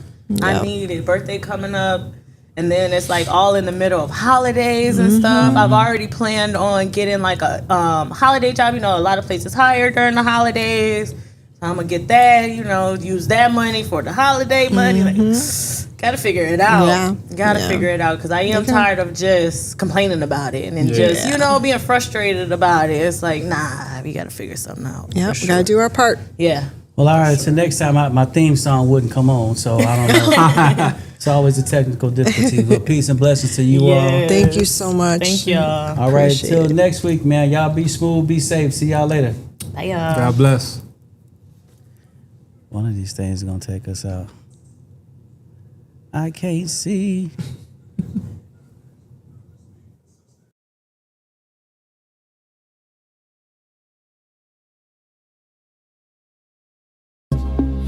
nothing is yours, not even your life. Sleep. One day was without you. We break ourselves for people who wouldn't bend for us. Yet somehow, it's the unexpected hands that lift us when we fall. Narcissists achieve more than good people. Never think it can never happen to you.